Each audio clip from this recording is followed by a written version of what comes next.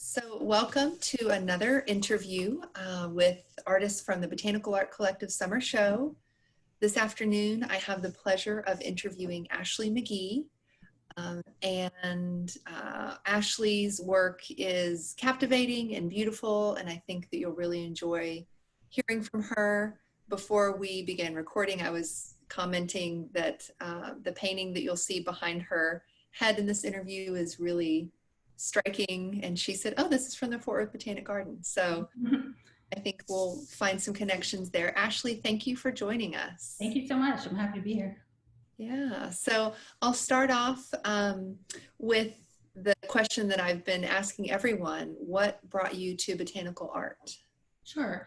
It was kind of an evolution for me. I work based on photos that I personally take. So prior to getting into botanicals, I was doing a lot of landscapes. I like to go on road trips and, different types of travel. So a lot of what I was doing was based on, travel photos I'd taken. And then I was able to visit this really amazing garden in North Carolina. And I ended up taking a lot of really great flower photos. And then as I was kind of going through all that, there was one that just kind of jumped out at me. It was an image of some pink cone flowers. And I just felt compelled to paint it. And I really loved how it came out, and I loved the process. It felt really fun. And so that kind of set me down the path. I started doing more and more, and I've kind of been on that path ever since. Excellent. And so your background is in painting, correct? Yes. And we were talking before, you went to UT Austin. So you have the formal training. I did, yes. Okay. Yeah, I painted from a really young age, like all through, as a child, junior high, high school, and then, I did study that in college too. Mm-hmm. I find it interesting how everyone comes to art from a different place. Some people are formally trained, some people are autodidacts, and it's neat to have everybody come together. Right, true. Yeah. So I'm really interested to hear a little bit about your process. Mm-hmm. Would you mind sharing that with us? Sure. So yeah, I do start with photos. I'm kind of constantly looking, for material. Some days I'll be driving down the road and I see something and I got to pull over and go take pictures, so I have files with thousands of photos. Really only a small percentage would be some, that would make the cut to a painting. So I have certain criteria I look for, but, a lot of them will just kind of grab me as, I like things that are really bold, a lot of contrast, depth, and things like that. So once I choose a photo, I will typically put it in Photoshop, and I may need to crop it to the proper proportions or adjust color, contrast, things like that.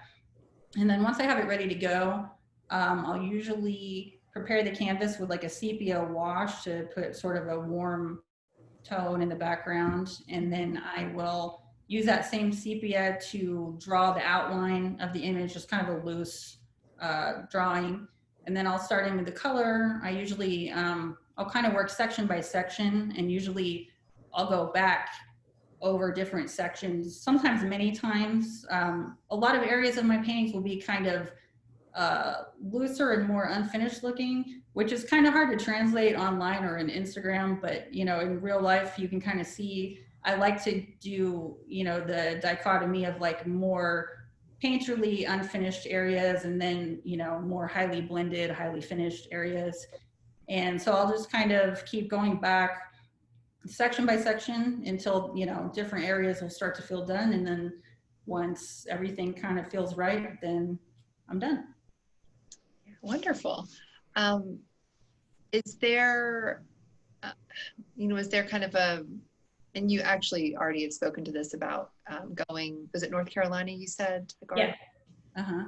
And finding these plants. Have you had this kind of connection to nature your whole life? Has it always been an undercurrent?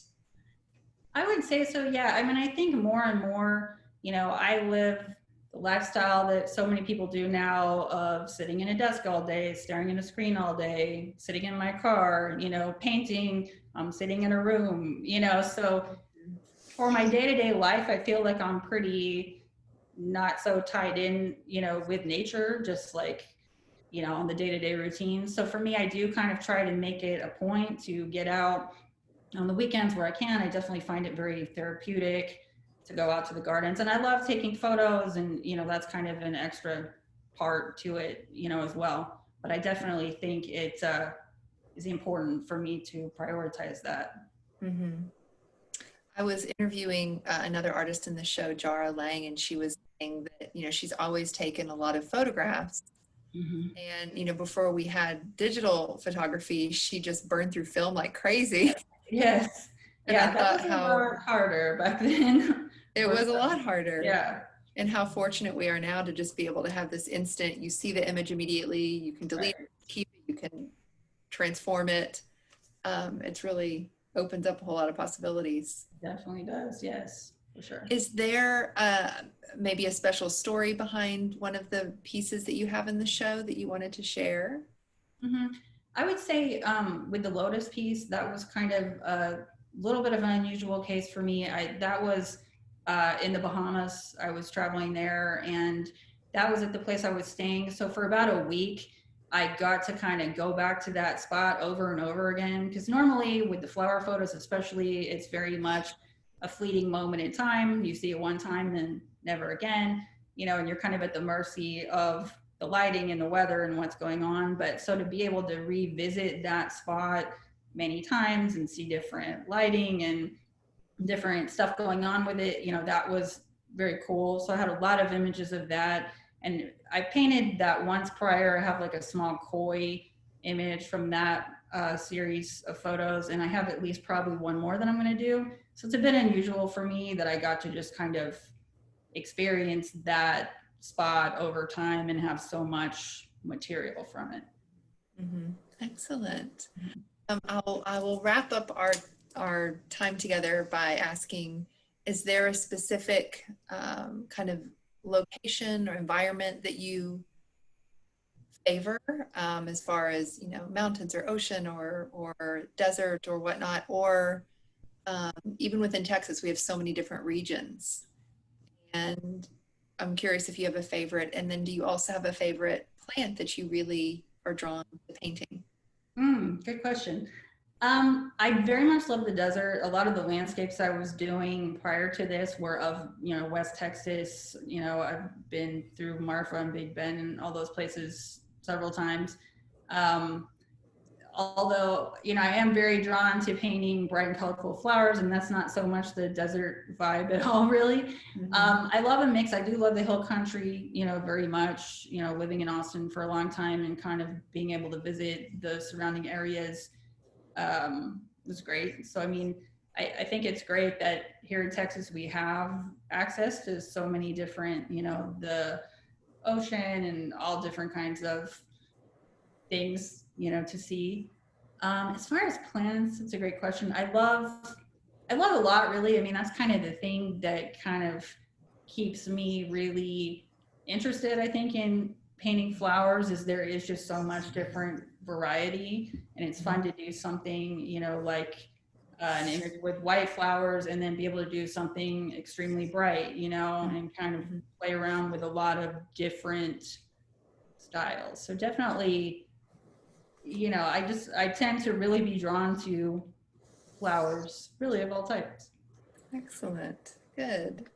So springtime is a good time for you. Very good. And this year I had a lot of plans. I was going to do a road trip down to Fredericksburg and see the farms and all that. But then the whole quarantine situation kind of affected that. But yeah, springtime in general, I definitely am out looking for material for sure. Yeah, wonderful. Yeah, if you ever want to come over to our herbarium, it's not live plants, it's preserved plants, but there are some amazing things like orchids that have been collected all over the world that even though they've been pressed and dehydrated for decades, some of them still have the color in their flowers. Oh, that's amazing. Just I really didn't know the fascinating. public, so the public is allowed to go in and. We have tours. Yeah, we have herbarium Oh, tours. okay. Not right now during the pandemic, but during when things are more normal, we do. And yeah, people can come, and we have over, I think 1.5 million plants. Wow. A lot of them might be so specimens. A lot of them might be the same species. But yeah, our one of our that it's really the backbone of Brit. Uh-huh. Researchers go out across the world. We're very Texas centric, but they also go to the Philippines and Madagascar and South America and collect plants.